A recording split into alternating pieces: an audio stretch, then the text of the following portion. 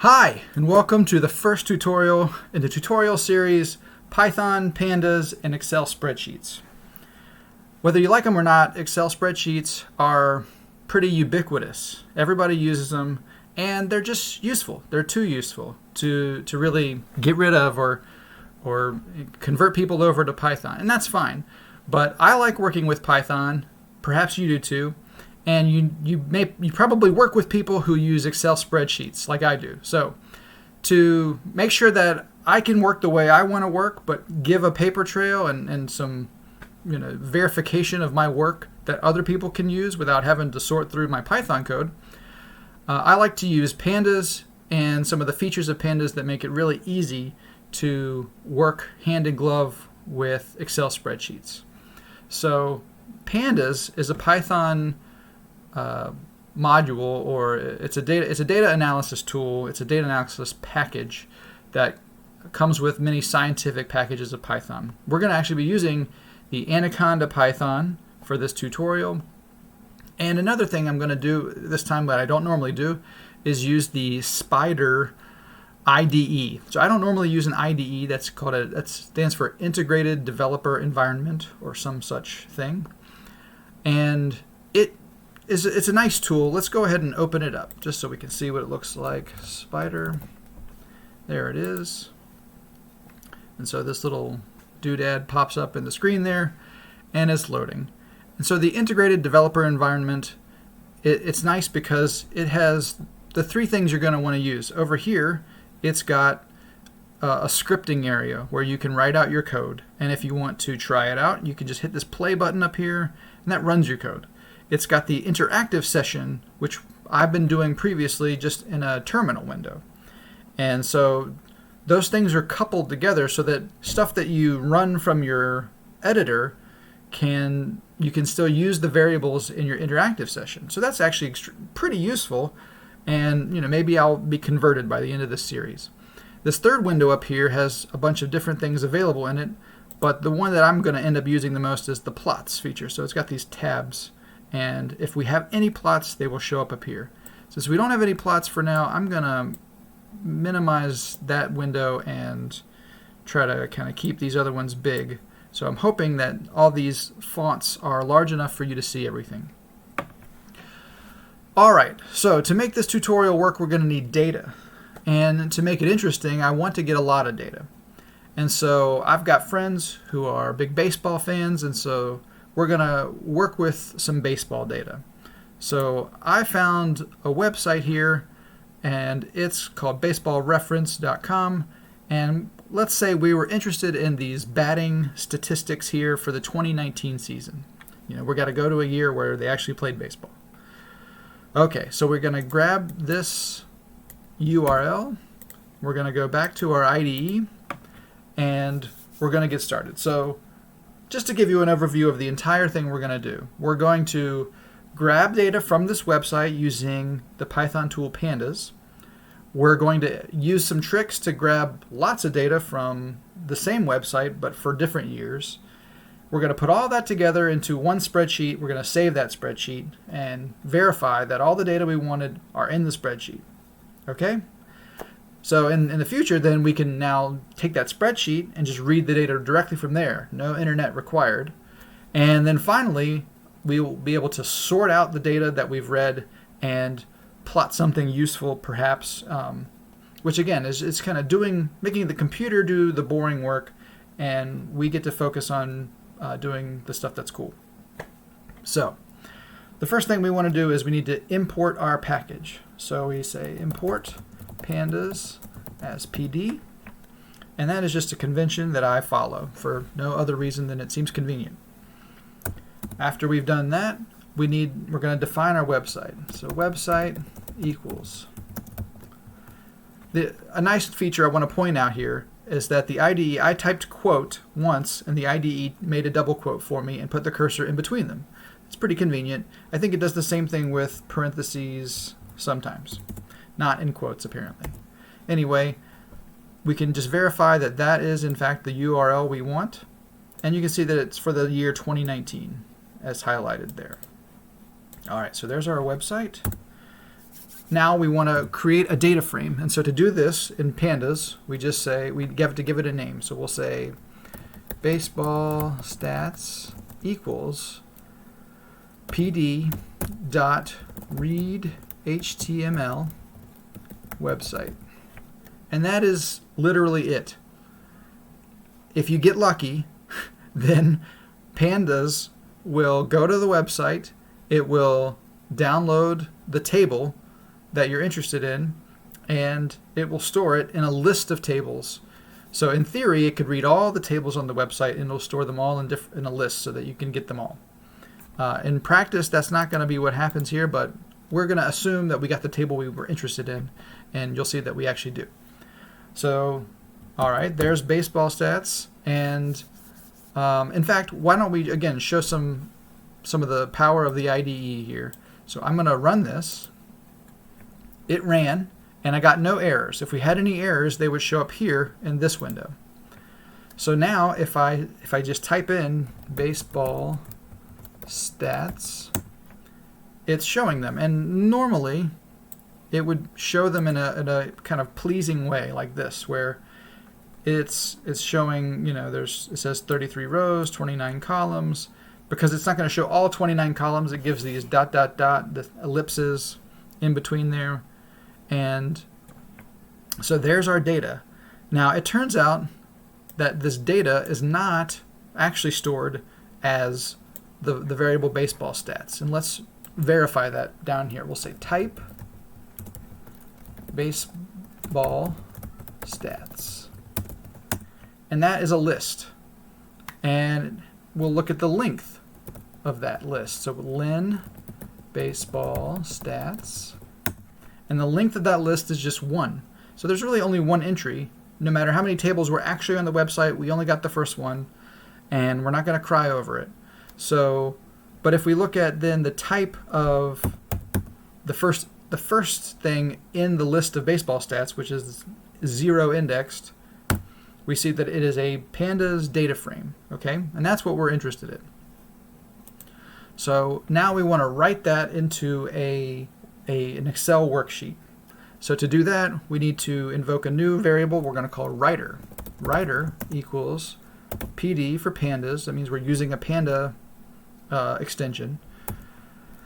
Panda.to_Excel, very clever name there. And we need to pass into that thing, I'm sorry, I'm getting ahead of myself here.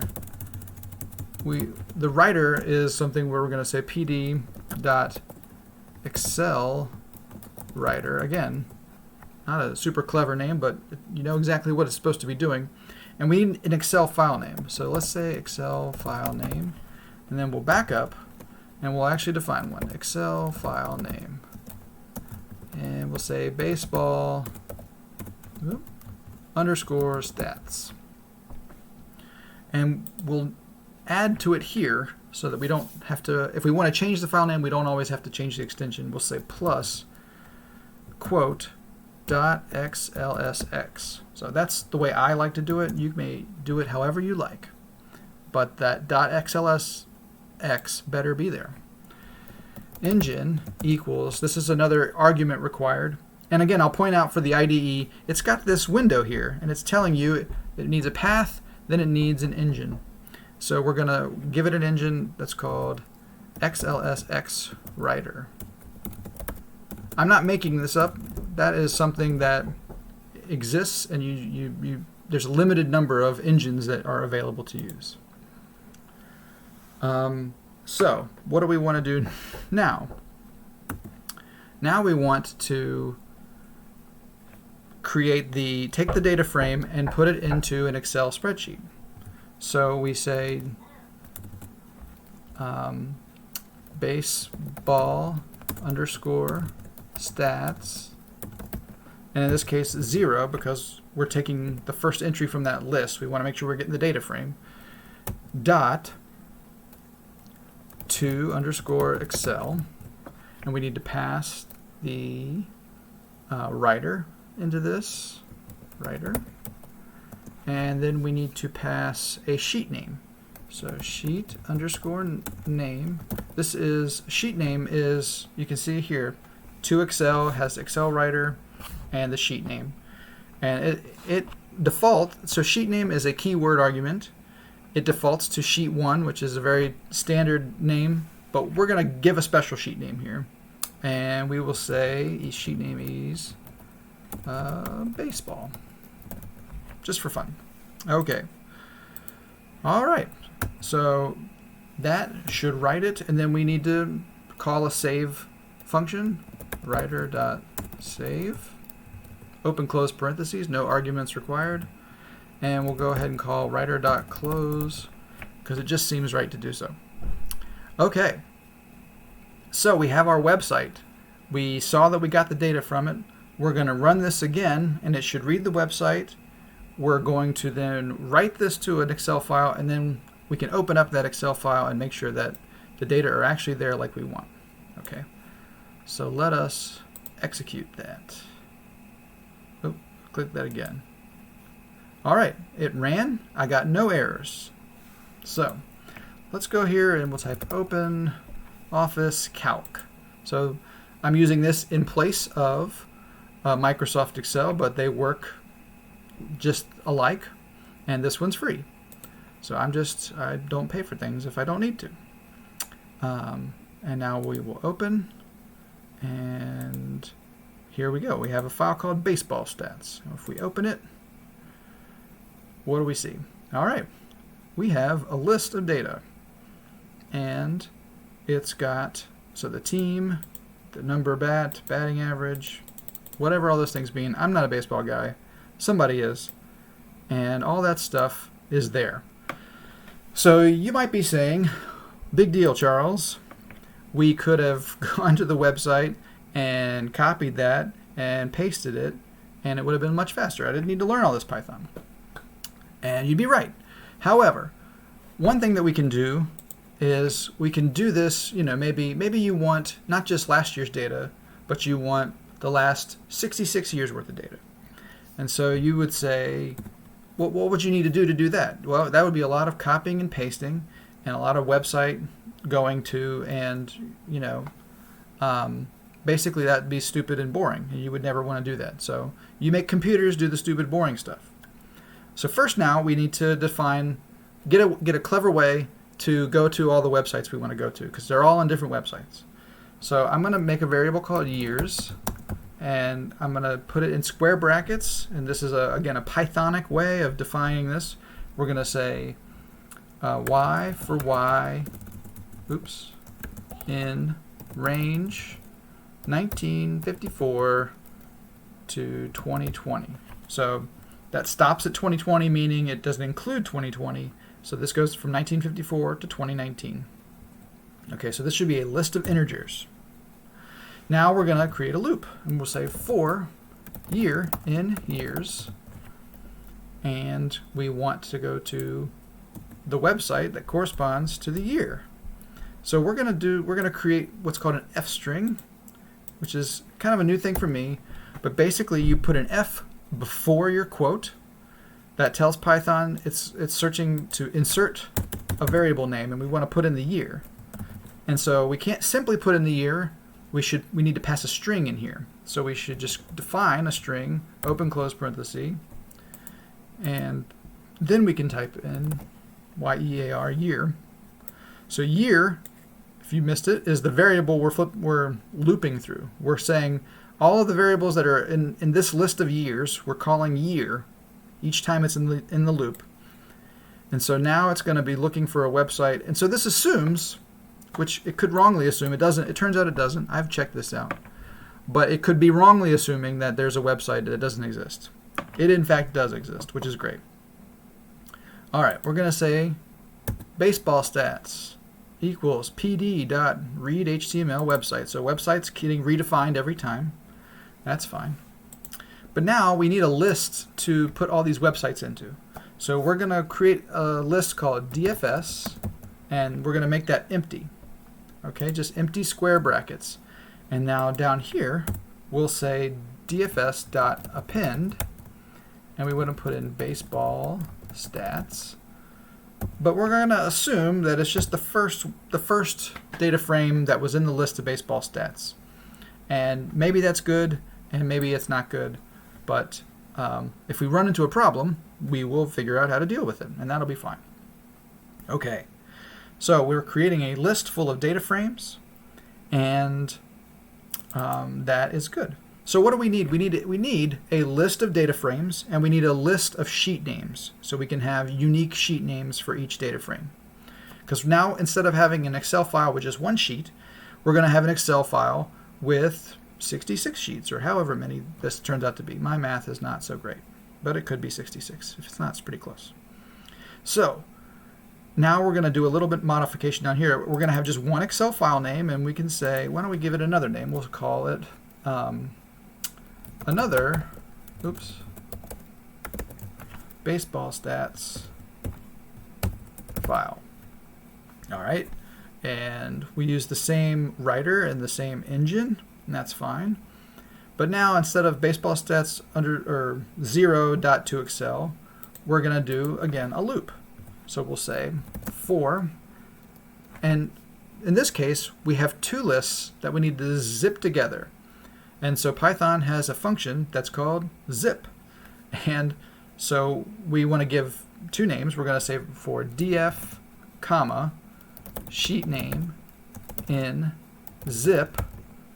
And now we want to zip these two things together. So we're zipping DFS and years.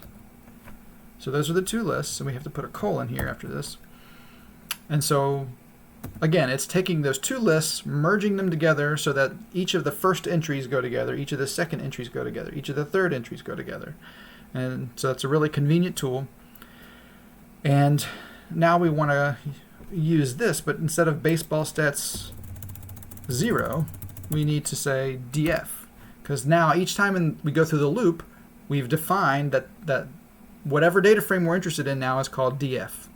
And whatever sheet name we're interested in is called sheet name.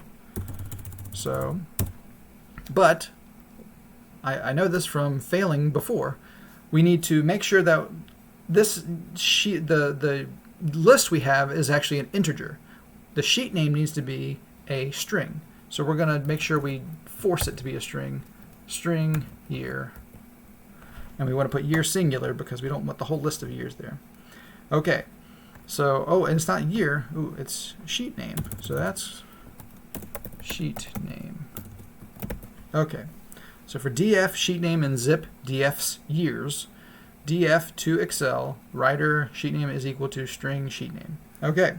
So that's creating this amalgam of all the data frames with all their unique sheet names. And then finally at the end, we'll do our same call to write and close. Okay, so this should work, and I happen to know that it's not going to give us what we want, and so we're going to have to do a little more finagling with the data, but we'll save that for a future tutorial. So let us run this to see if there's any errors.